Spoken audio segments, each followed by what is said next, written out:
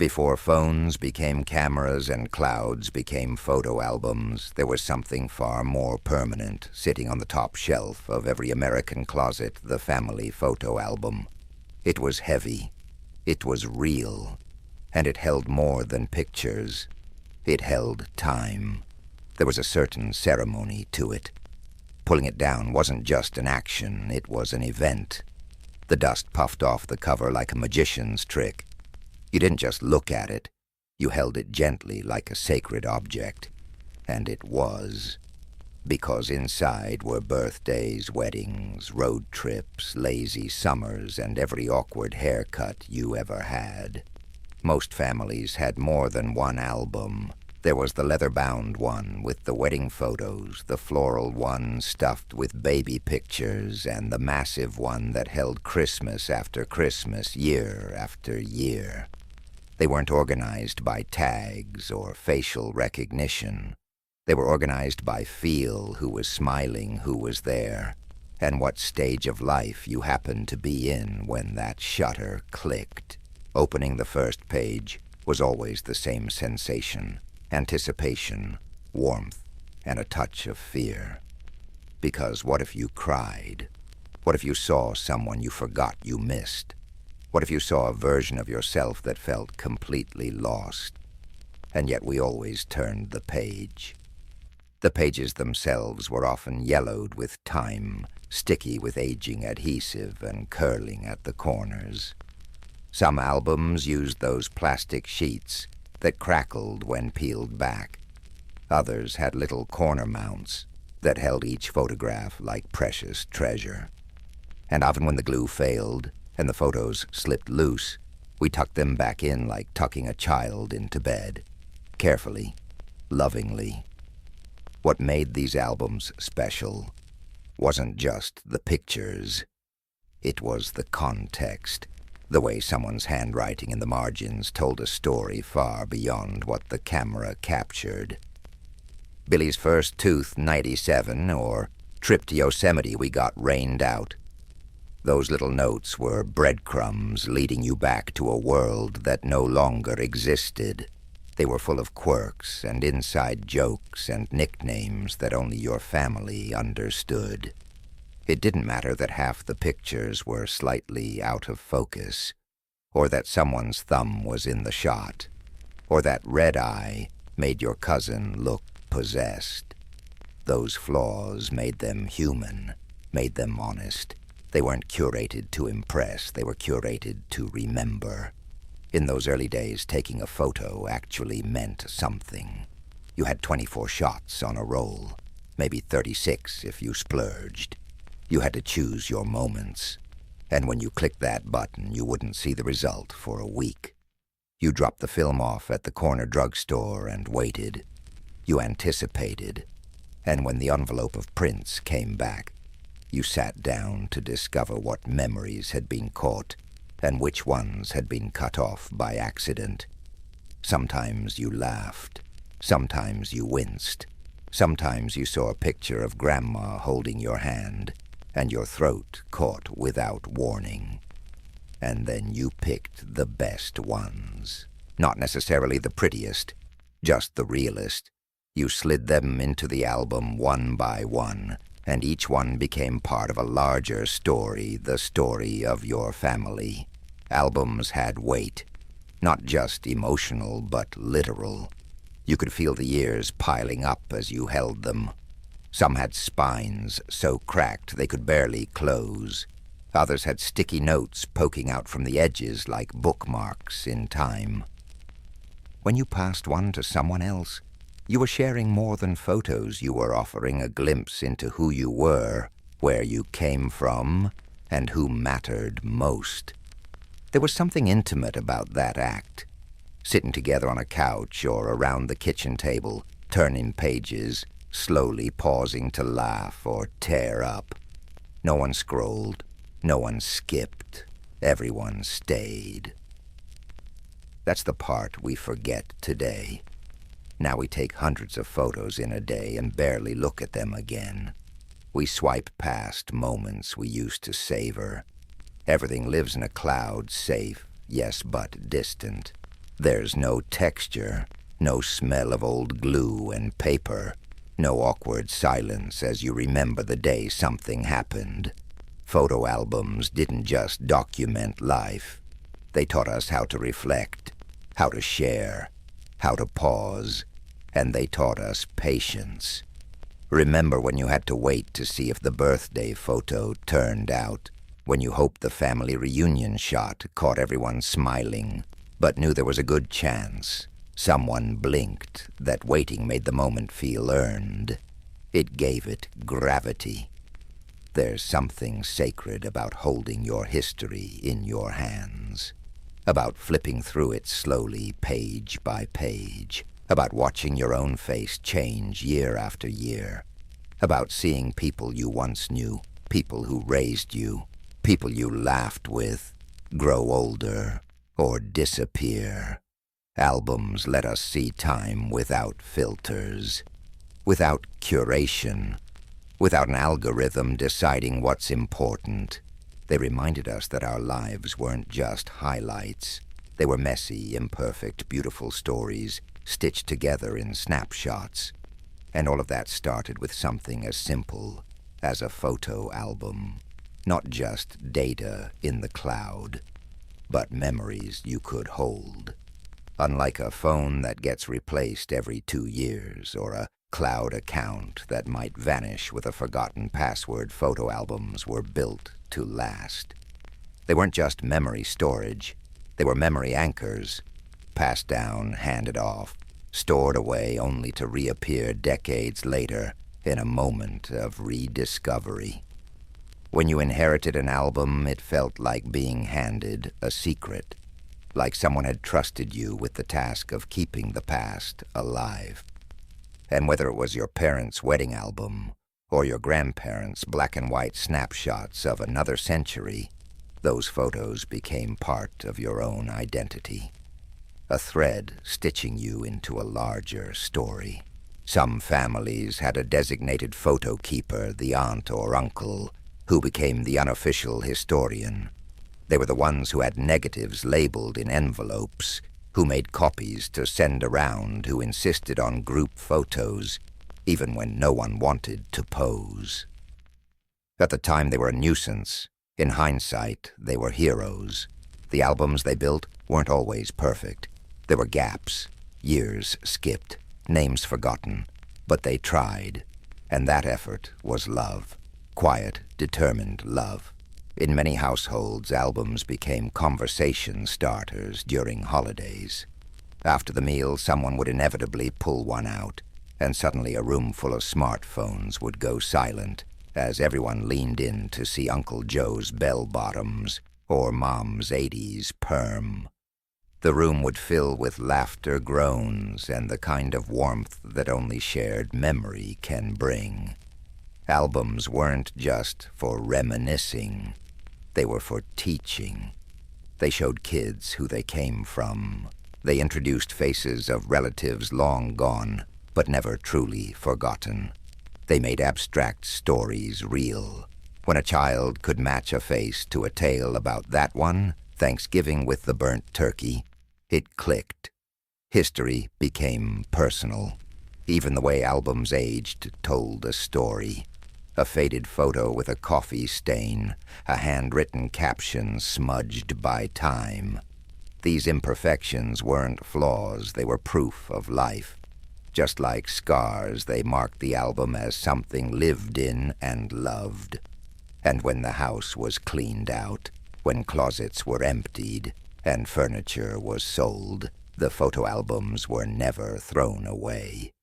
Because they weren't just books. They were family. They were the echoes of voices, the smell of a holiday dinner, the way someone tilted their head when they laughed. They were tactile reminders that memory isn't just mental, it's physical. Albums gave us something to hold when words ran out. They connected generations. A grandchild could sit beside a grandparent, pointing at a black and white photo, asking questions. And the answers would come in stories, not captions. Stories with laughter, with pauses, with lessons tucked in between chuckles. That's something no digital slideshow can recreate, and in that way they became more than keepsakes. They became our family's heartbeat. It usually started with someone saying, "Remember this," and reaching for a dusty album. No agenda, no specific moment in mind, just the simple desire to sit and remember.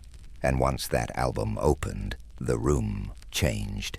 Chairs were pulled closer, drinks were set aside, and suddenly 3 generations leaned in, shoulder to shoulder, to take the same journey through time. There was something unifying about it. The way a single photo could ignite different memories in each person. One might remember the dress another, the joke another, the smell of the pie cooling in the kitchen. As the pages turned, so did the voices. They softened, they slowed, they carried the cadence of reflection. Children learned the names of faces they'd never met. Spouses discovered stories that hadn't come up in years. And the room filled with more than words. It filled with presence. Looking through albums wasn't passive. It was interactive. People pointed, squinted, laughed aloud. Sometimes they disagreed about dates, about locations, about what really happened. But even that was part of the ritual. The photo was the anchor, but the conversation was the current that carried it forward. Some families made it a tradition. Every holiday a new album came out, not just to marvel at how everyone had changed, but to reaffirm the bonds that held them together. In those moments, time didn't feel linear. You were young and old all at once. Past and present sat in the same room. Even in silence, the pages spoke. They reminded us who we were, who we had been, and who we still were underneath it all. Sometimes the smallest photo sparked the longest memory. A blurry image of a backyard barbecue would lead to a 20-minute story about a dog stealing a hot dog and someone falling into the kiddie pool. And for a while you weren't just remembering, you were living it again. Albums had the power to stop time, or maybe to stretch it, to remind us that the moments we think are small, the half-smiles, the burnt toast, breakfasts, the out-of-focus birthday candles, are often the ones that stick, the ones that matter most. There was also a kind of vulnerability in the ritual. You didn't just see the best moments. You saw the awkward phases, the braces, the regrettable outfits, the tough years that left more behind than they took away, and still they were included. Because the goal wasn't perfection, it was preservation, wholeness, the truth of a life, not the highlight reel. And those albums never judged. They never asked for likes. They didn't compare themselves to someone else's feed. They just were. Honest, tangible, and open to whoever took the time to open them. Sometimes flipping through a photo album became a way to reconnect. With a sibling you hadn't talked to much lately. With a parent who had been distant. With your own childhood, which felt like a stranger some days. You'd laugh at the same joke again, cry at the same picture again, and somehow leave the table a little closer than when you sat down. And when guests came over, there was no better way to introduce them to your world. You didn't need to explain everything. Just hand them the album. Let the photos speak. They always did. It was a kind of language, one that didn't require translation, just attention. In a time when everything is shared instantly, there's something powerful about something you have to sit down with. Something that doesn't move until you move it. Something that demands presence, not performance. Because a photo album doesn't change with trends. It doesn't get updated with filters or stories that disappear in 24 hours. It stays. And in that staying, it holds something rare permanence. So when someone reached for the album and said, "Remember this," it wasn't just about remembering. It was about belonging, about sharing space in memory, about knowing that what mattered once still matters now. That's what made the ritual so powerful. Not the photos, not even the stories, but the act of looking together. It was more than nostalgia. It was a practice in empathy, in sitting with one another not just to recall, but to reflect, to pass down, to laugh with and sometimes cry beside. It taught us to linger, to value the pauses, not just the highlights, to understand that love isn't always loud. Sometimes it's quiet, curled in the corners of faded pages. Those albums were also passports. They took us back to weddings we were too young to remember, to homes that no longer exist, to faces we loved and lost. They reminded us that we are the continuation of something larger, a lineage of stories, smiles, and sacrifices. They helped ground us in a world moving ever faster, and they whispered gently, "You were here. You mattered." They also reminded us of how we used to tell stories without algorithms, without metrics, just one photo at a time, passed from hand to hand, with pauses for laughter and sometimes for tears. There was an intimacy in that process that today's technology, for all its convenience, can't quite replicate. And perhaps that's the point. The value of the photo wasn't just in what it showed, but in how it was shared slowly, deliberately, and always with someone else in the room. There was a literal weight to those albums. Leather-bound or ringed with brass corners, they didn't glide into your hands the way a phone does. You had to make space for them on the table on your lap in your day. And in making space, you made time. Time to look. Time to remember. Time to feel. They were heavy not just in pounds, but in meaning. You could feel the years packed into the binding, a baby's first steps, a graduation gown, a wedding veil, a wrinkled hand holding a newborn. Each photo added another layer, another story, another reason to pause. Opening one wasn't something you did while multitasking.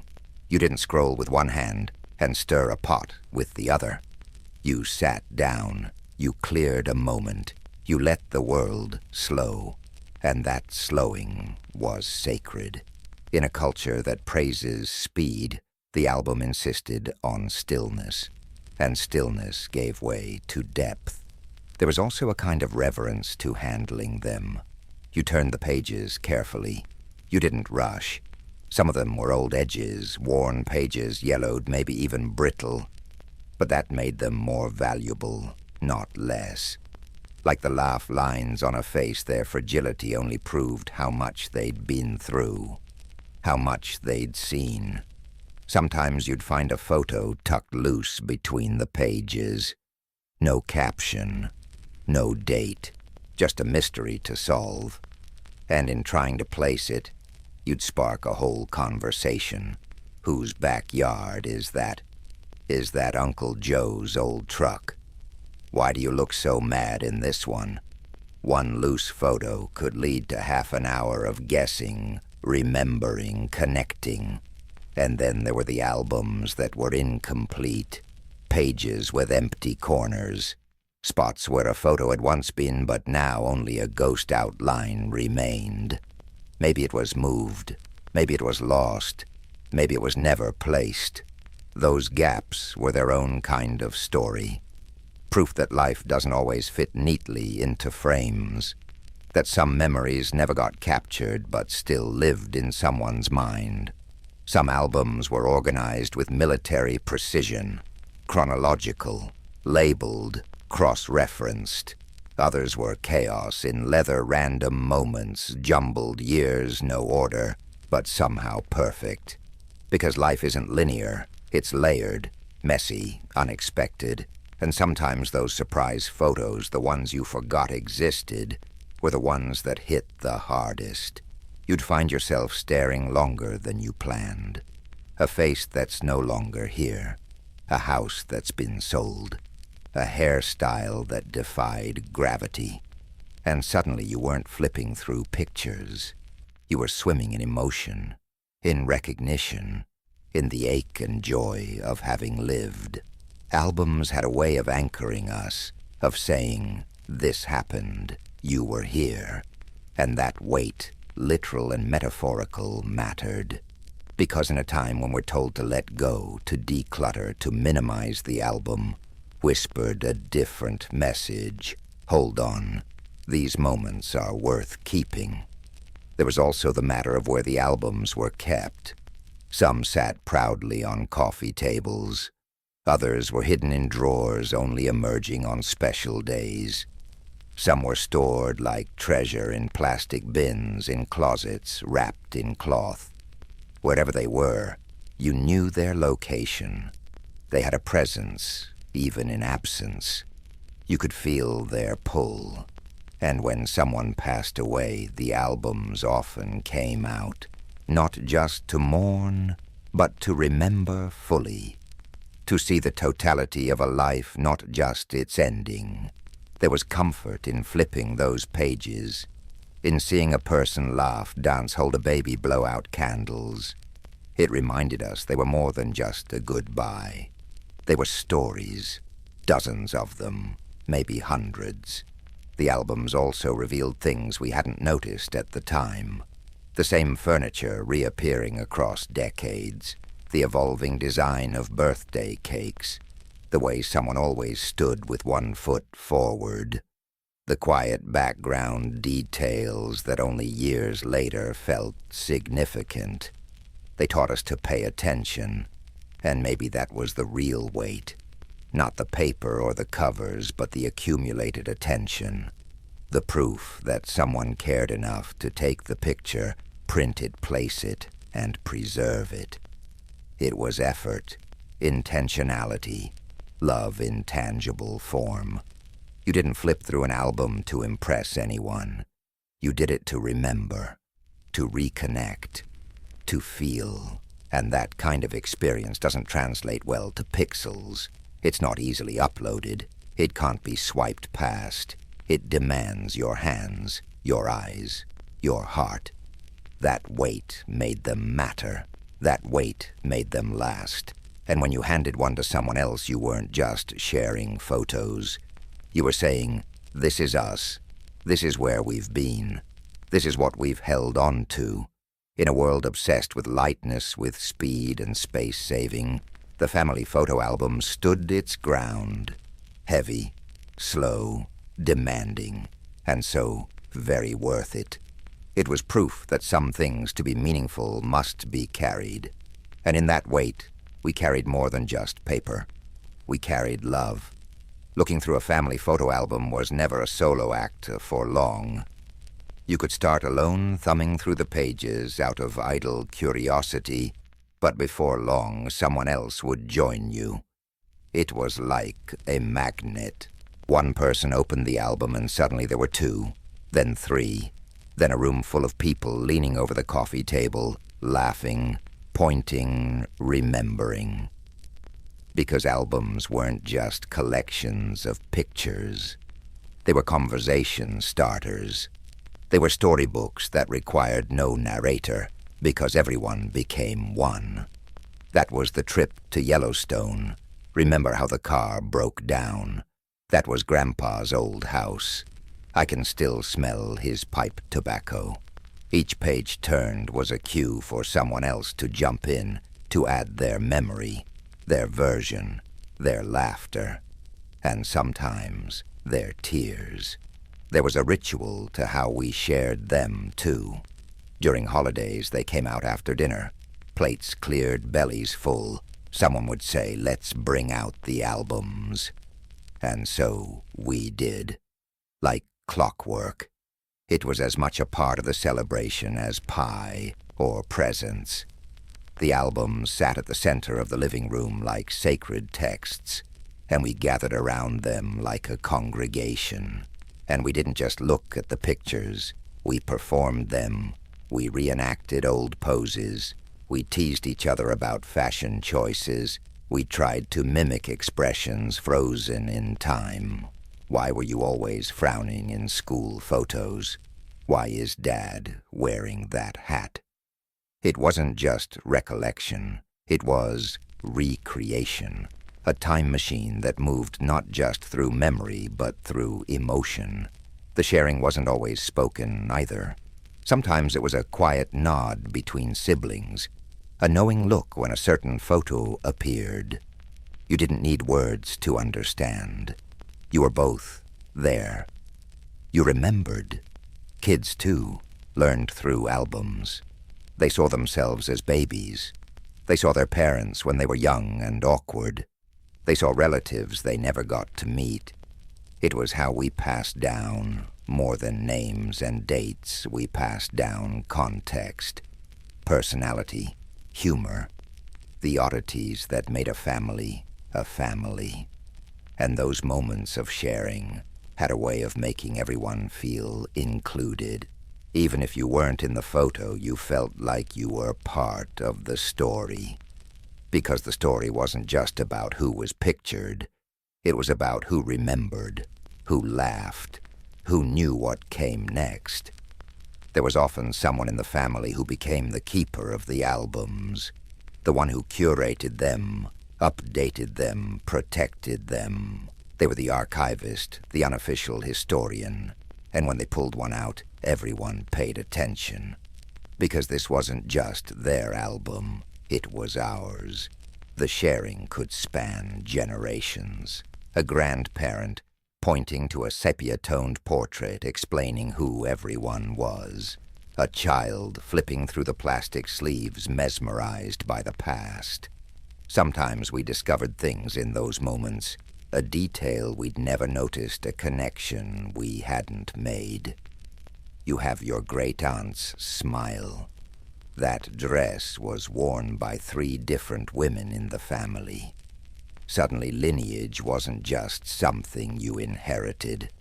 It was something you experienced. Even the awkward pauses had their place, the moments when no one said anything because the photo brought up something hard, a loss, a fight, a rift. And yet in the silence there was also grace, a recognition that even the painful chapters were part of the album and part of us. Albums gave us that rarest of gifts, collective memory. Not perfect, not always agreed upon, but shared. And in a world where screens isolate and digital memories are swiped past in seconds, the album asked us to gather, to sit, to stay. It didn't demand performance, it invited presence. It didn't ask for likes, it gave love.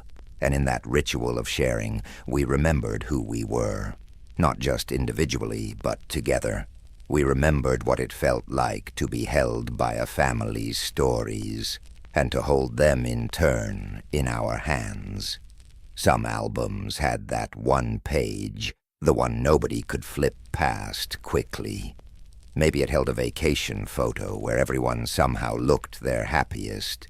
Maybe it showed a moment captured at just the right second, a laugh, a hug a dog midair with its tongue out. These were the page-turners you paused on and lingered, and sometimes went back to. Not every page was equal. Some made you glance, others made you stay. But the best albums weren't made of highlights alone. They had the filler moments, the candid ones, the blurry ones. The ones that proved life isn't curated, it's lived. And even the unremarkable pages became beloved through time. Sometimes you could hear the laughter rise as someone rediscovered a forgotten picture. A cousin with a pudding bowl haircut, a disastrous Christmas sweater line-up, a dog wearing sunglasses. These moments weren't just funny. They were anchor points. Proof of joy that didn't need to be polished. And then there were the pages where silence fell, where everyone just looked. where the emotion wasn't loud but was thick enough to fill the room. A hospital bed, a family reunion, a first day of school, a last day of summer. These were the ones you didn't comment on. You just felt them. Albums taught us how to hold space for joy, for grief, for awkwardness, for pride. They asked us to witness, not judge, to listen with our eyes. And in the quiet turning of each page, we became better at seeing each other, and maybe even ourselves. Because a photo album doesn't shout, it whispers. And somehow that whisper stays with you longer than the loudest scroll.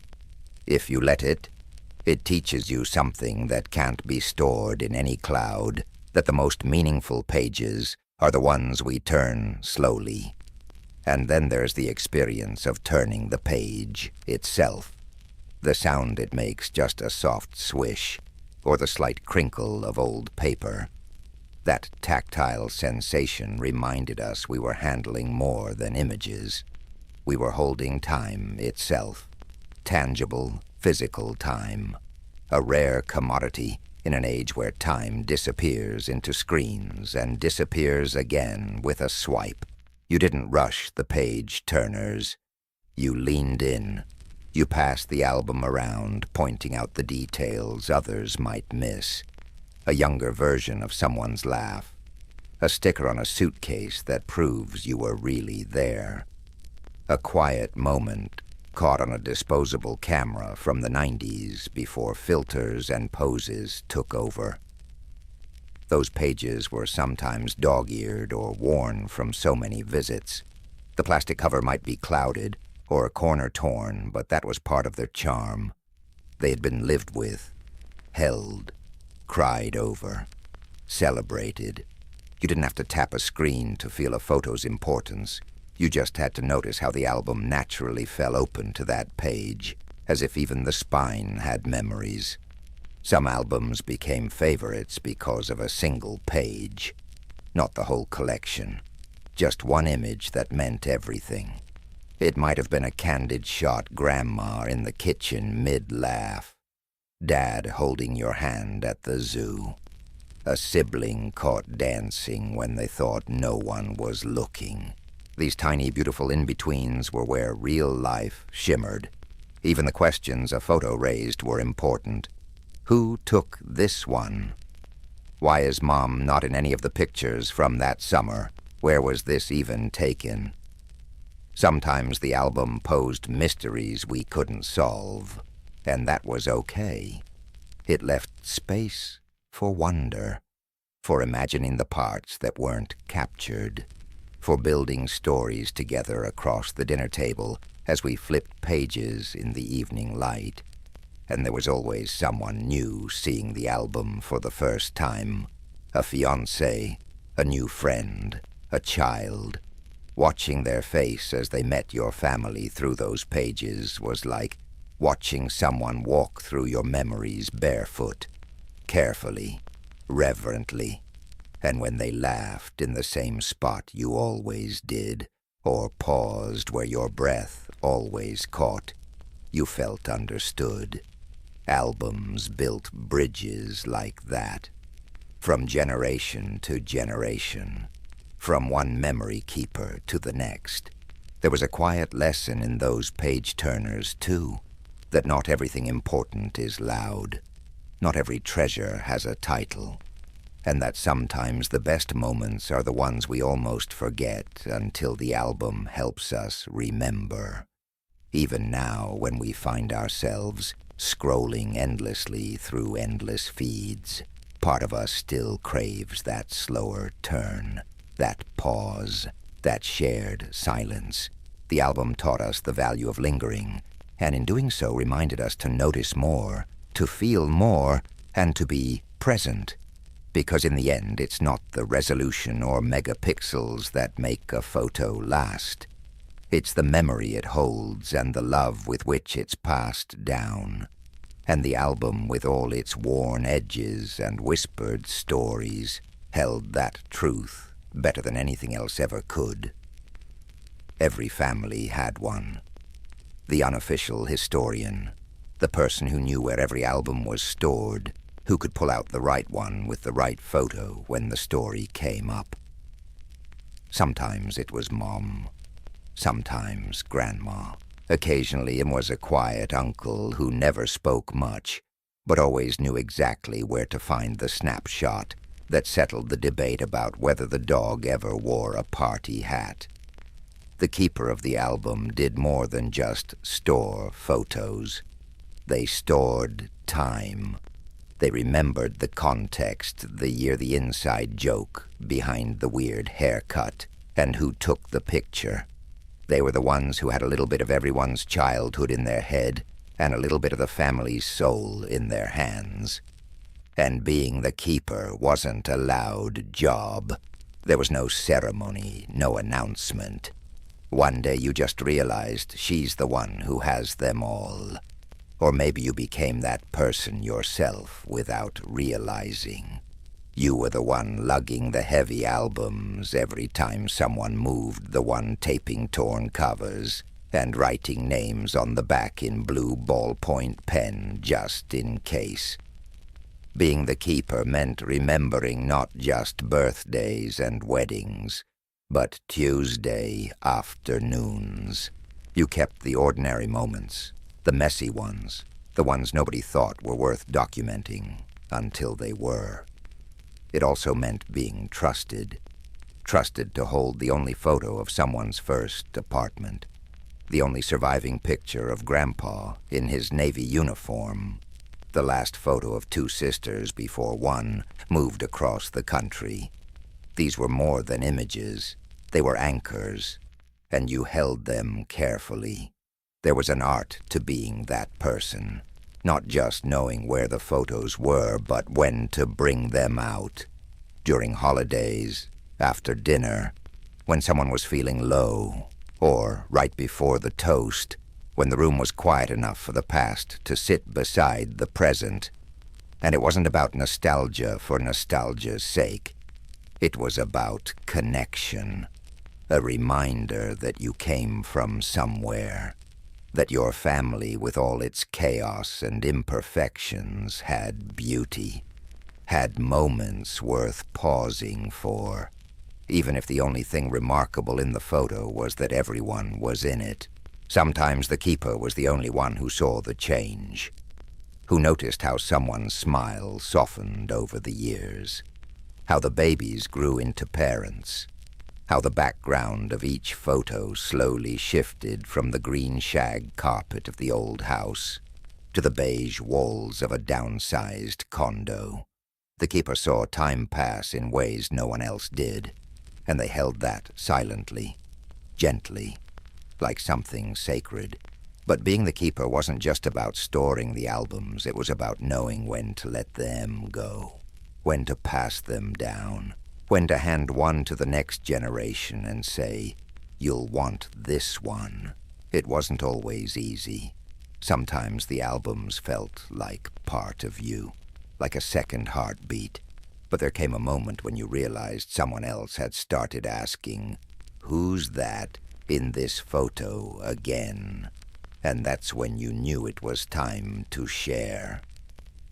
Passing the album on was never about giving it up. It was about giving it life, letting it move forward instead of gathering dust, trusting that the person you handed it to would love it enough to turn the pages slowly, to tell the stories behind the images, to tape a few more photos in the back, maybe even to start a new album of their own. And maybe that's what being the keeper really meant. Not guarding the past, but preparing someone to carry it forward, making sure the family didn't forget where it came from, even as it grew into something new. In today's world, keepers still exist, but their job has changed. Now they scroll through phone folders instead of flipping leather-bound pages. They tag people instead of scribbling names. But the essence is the same. They still notice. They still remember. They still feel that quiet tug when a moment begs to be saved, even if no one else sees it. They're the ones who remind us that our stories matter, that even blurry photos deserve a place, that there's a reason why we pose in front of birthday cakes and take the same group shot at every reunion. It's not because we forgot we've done it before. It's because it means something. And when the digital clouds crash, when the password is lost, when the device won't turn on what's left, the real keeper still has a copy, tucked in a box, stored in a cabinet, not because they fear technology, but because they trust paper just a little more. Because paper has weight. A page can't be accidentally deleted. You don't have to upgrade it. You just open it, touch it, sit with it. And sometimes that's exactly what someone needs. There's also something else, the emotional labor of being the keeper. It meant being the one who bore witness to changes that weren't always happy. The person who noticed the empty spot at the holiday table in next year's pictures. Who knew that behind the smiling faces, someone was holding back tears. Who kept the picture anyway, because life isn't always ready for its close-up, but it still deserves to be remembered. Keepers were also the curators of healing. When a sibling fight threatened to ruin Thanksgiving, out came the album. "Remember this," someone would say, and suddenly the argument lost its edge. When grief clouded the room after a funeral, the keeper could open a page and let a soft light in. A young face, a wild outfit, a smile that reminded everyone there was more than sorrow in the story. Some keepers made scrapbooks, adding captions, notes, stickers, pressed flowers, invitations, report cards. They weren't just keeping memories. They were building archives of identity, a way of saying, "You mattered. Look, here's proof." And they did all this quietly, without applause, without thanks, because that's what keepers do. The keeper may never be the subject of many photos. You might find only a few shots of them tucked between group poses and candids. But look closely, and you'll see their fingerprints on every page. They were the ones behind the lens, behind the glue, behind the legacy. And if you're lucky, you'll realize in time that the real gift of the album wasn't just the photos. It was the love that assembled them. That's the keeper's magic. Quiet, unwavering, and unforgettable. There was a rhythm to it, the way a photo album opened, the slight creak of the spine, the faint scent of old paper and plastic sleeves, the soft friction of turning thick pages that had grown a little tacky with age. It was almost ceremonial, and once you started flipping, you did not stop. You flipped with reverence, with curiosity, with the quiet hush of stepping back in time. Sitting down to look through a family photo album was never something you did in a hurry. It wasn't a click a scroll or a tap. It was an event. You made time for it. You cleared the table or the couch. You maybe brought a drink, knowing you would be there a while. Because albums didn't just hold photos. They held detours, distractions, laughter, stories that had to be retold every single time. You never just looked at a photo. You paused. You studied the clothes, the furniture, the wallpaper. You traced the lines of someone's smile or the oddity of their haircut. You remembered that dress, that toy, that weird party hat that showed up in 3 different birthdays because no one ever bought a new one. And always someone nearby would say, "Oh, I remember that day." That one sentence could unlock a flood. Suddenly the whole room was talking, remembering, arguing good-naturedly over who was taller, or who cried, or what year it actually was. It didn't matter if the facts were fuzzy. The ritual was about remembering together, not getting it right.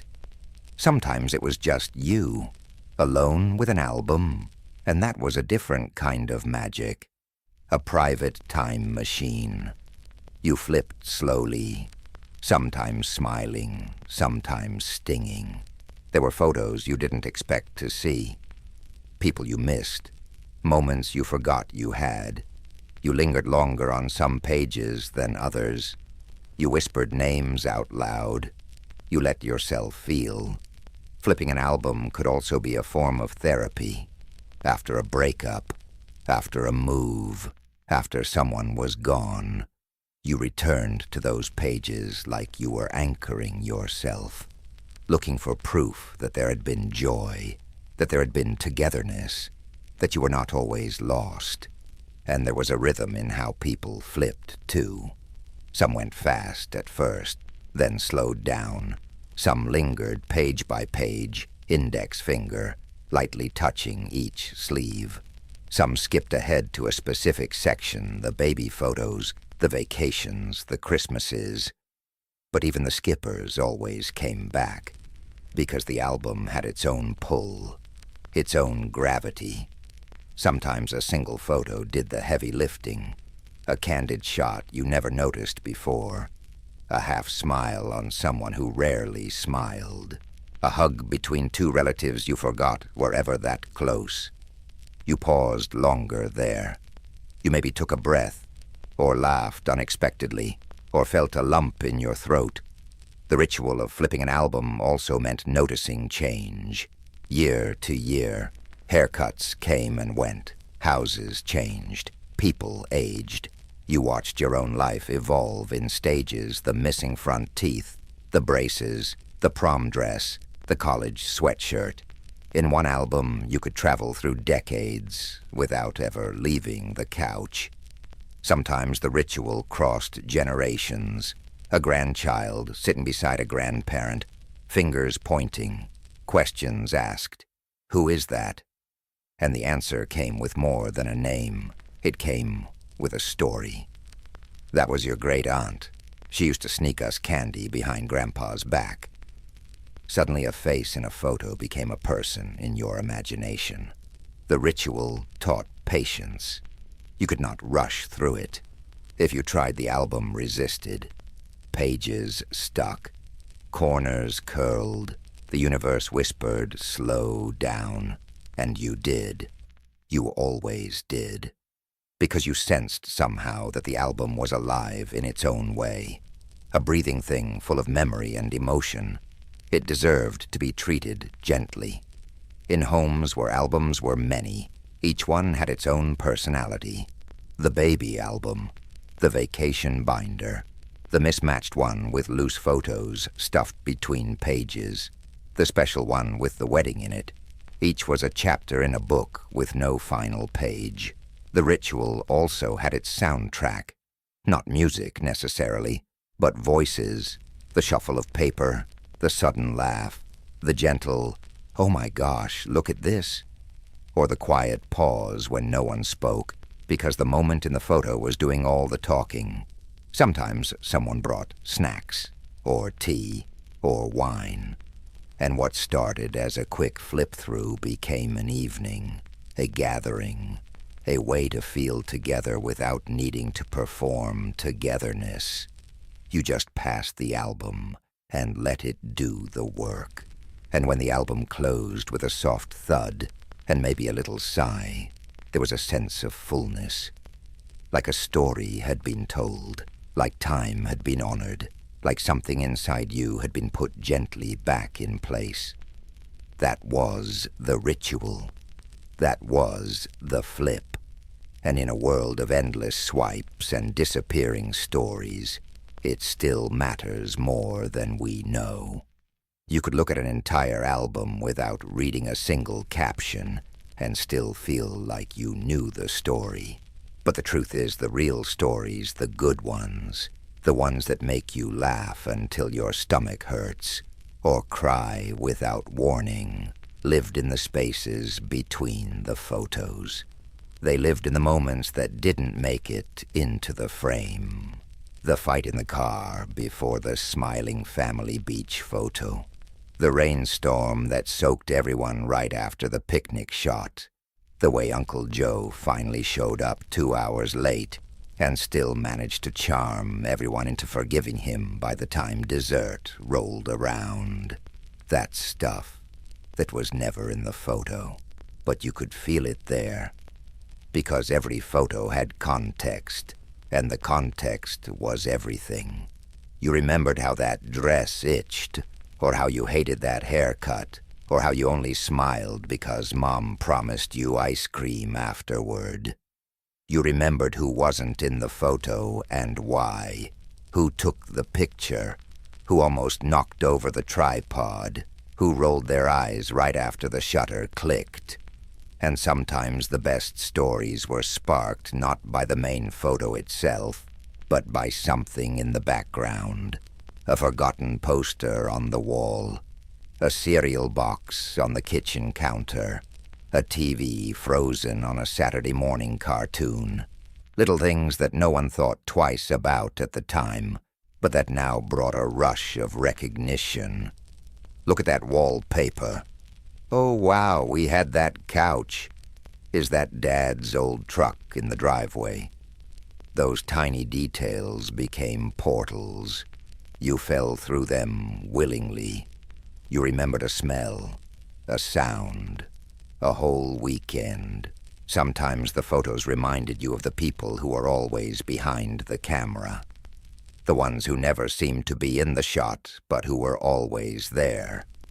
Maybe it was Dad crouched low with the camera, or Mom calling everyone into place. Their presence was felt more in the angles, in the framing, in the sheer number of times they chose to capture a moment rather than be in it.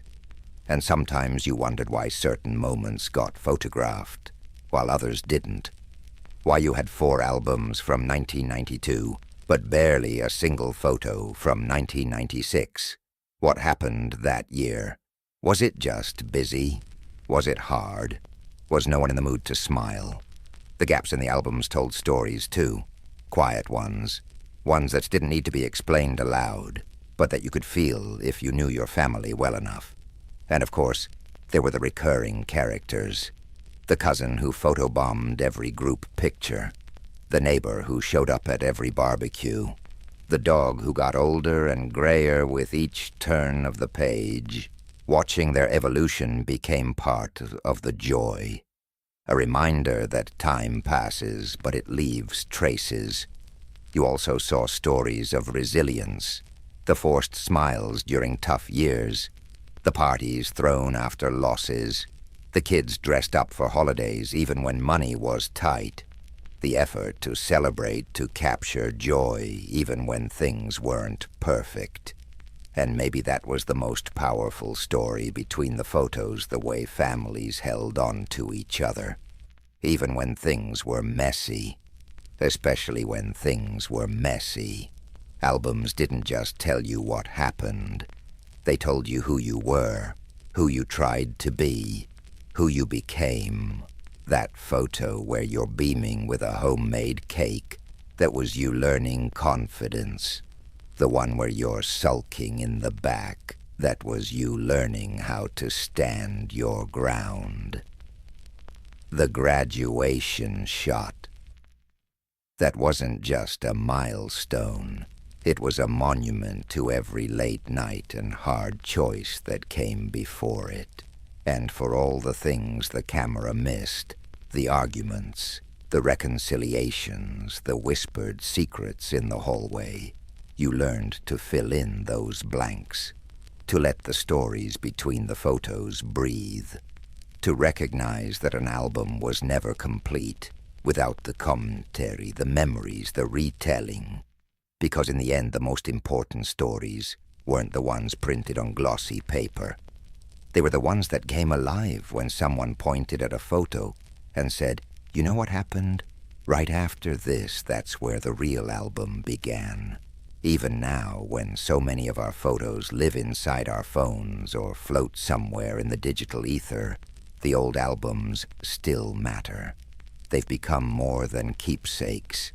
They're relics, time capsules, emotional anchors, And they taught us something we didn't even realize we were learning.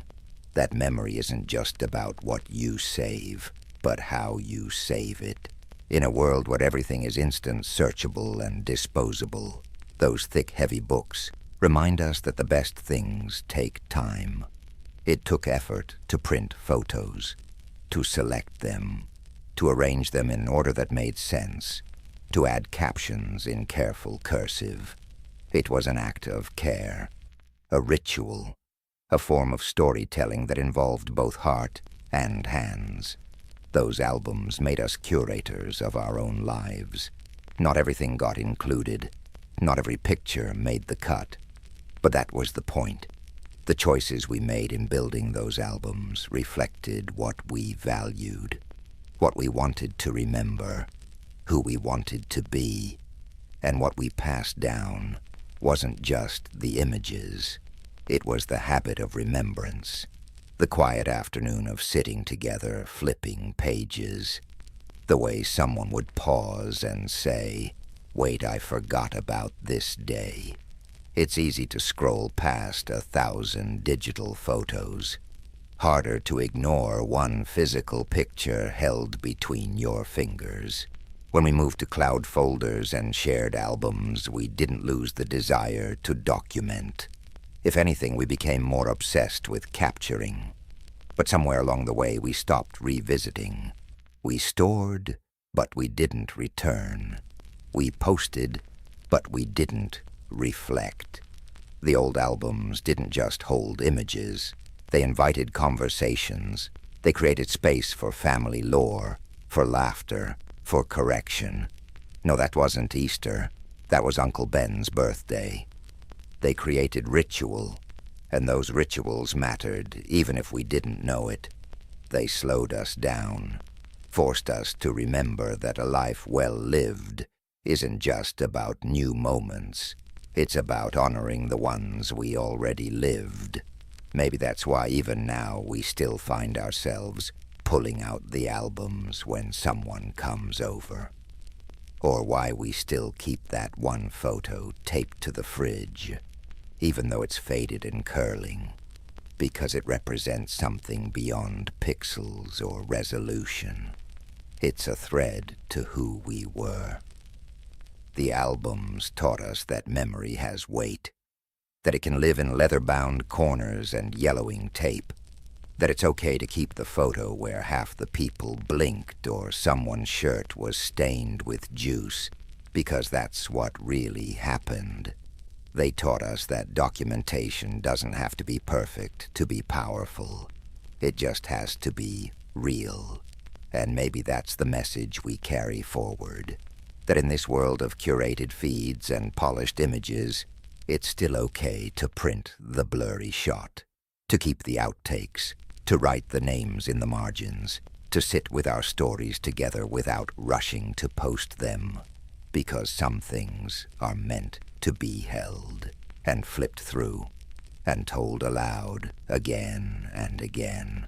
The family photo album wasn't just a book. It was a mirror, a map, a history, a hug.